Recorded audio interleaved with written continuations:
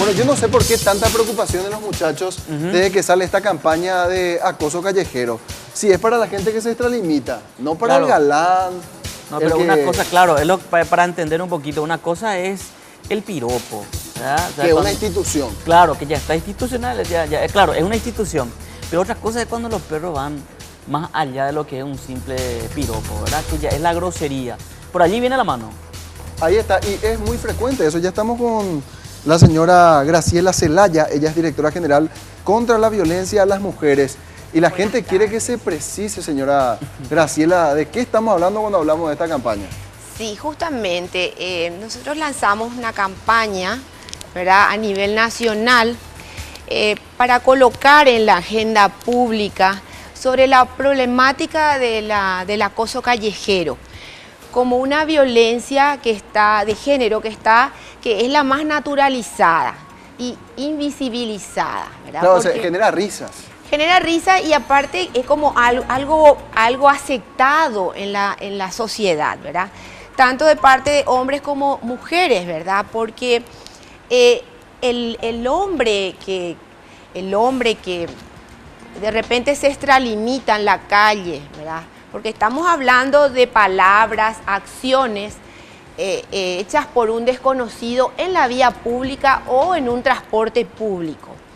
Y donde se sobrepasa, ¿verdad?, el respeto, como lo habías dicho vos, y donde ya va más además de silbido, miradas, exhibicionismo. Ah, el silbido también ya es un acoso callejero. No, como acompañando, ¿verdad? Se interpreta que sí, porque se le trata a la mujer como si fuera un perro, silbándole, y es ofensivo realmente. Graciela, me parece que el caso de Fiorella Migliore, por ejemplo, fue muy emblemático, sobre todo por la indignación que ella sintió, porque a más de una mujer ya se le tocó la cola en plena vía pública y más que la indignación no se hace nada. En cambio, ella accionó judicialmente y finalmente ganó.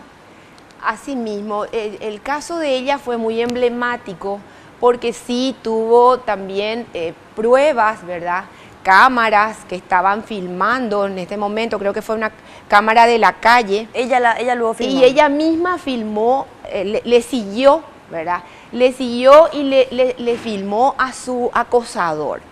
Pero no siempre se da este caso, claro, ¿verdad? Estamos hablando de una persona de medios, una persona conocida y a lo mejor con con otro empoderamiento, ¿verdad? Y lo que nosotros buscamos es que las mujeres sepan que existen este tipo de violencia y que los acosadores callejeros puedan cambiar, ¿verdad?, esa cultura machista que está naturalizada. ¿Cuáles son los métodos que utilizan para cambiar a esa gente que generalmente no es muy instruida tampoco? Esta campaña es de prevención, ¿verdad? Lo que nosotras buscamos, estamos presentando, ¿verdad?, volantes, también va a haber gigantografías en las calles, también este spot que están viendo en este momento, ¿verdad?, de manera a sensibilizar a las personas y que las mujeres puedan llamar al 137 y que puedan tener un acompañamiento, un apoyo psicológico,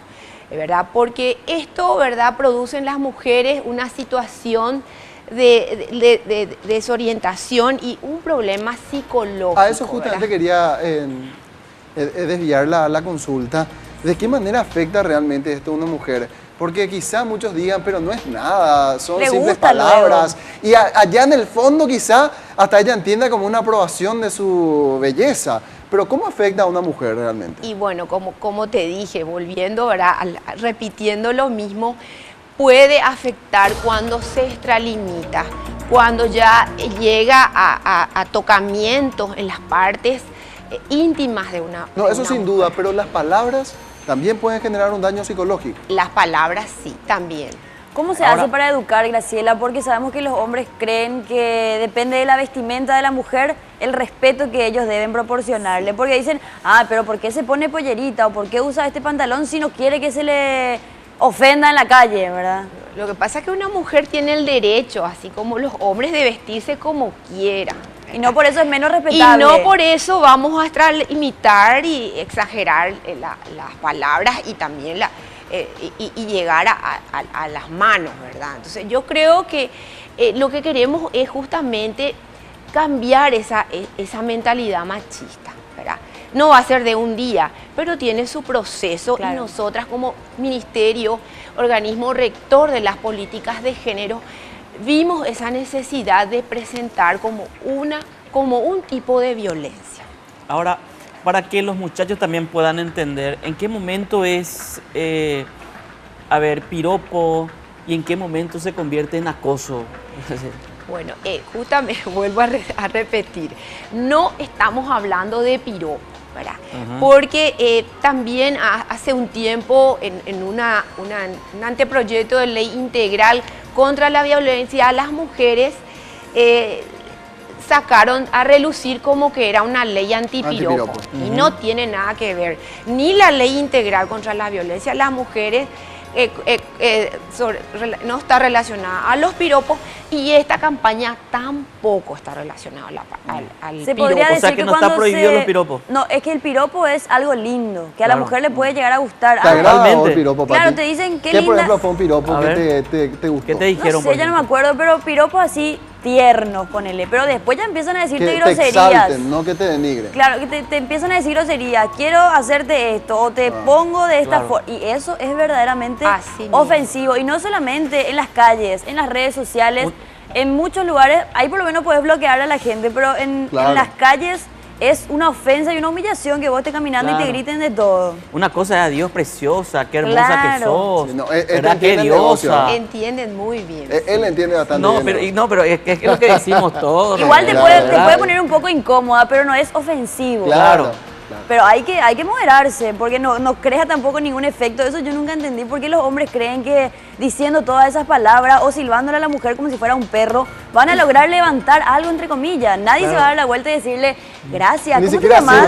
No, salís corriendo, miedo por ahí. Yo quería agregar de que se hizo esta campaña, ¿verdad? Porque dijeron, es una campaña sexista.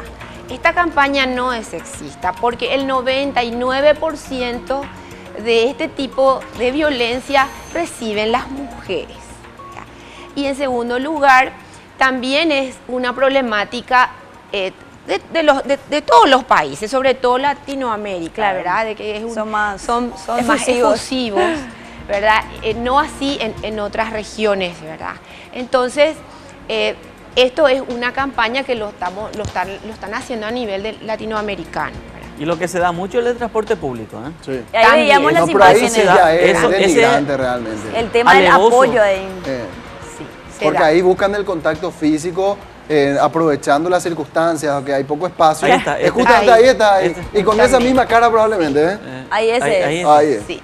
Le cogieron viendo la sí, una cara desafiante, ¿verdad? Una cara desafiante. Y bueno, como que él tiene el poder sobre ella y él puede, como que porque tiene el control. Posesión. Sí, ¿verdad? Que es la diferencia, ¿verdad? La diferencia que se da, las desigualdades de género que tenemos en todos los ámbitos, ¿verdad? No solamente en este cambio, ¿verdad? Acá se nota mucho porque estamos hablando de violencia contra la mujer, ¿verdad? Perfecto. Entonces es evidente la diferencia. Muchísimas gracias, señora Graciela, por explicarnos el alcance de esta campaña. Bueno, muchas gracias a ustedes. Gracias.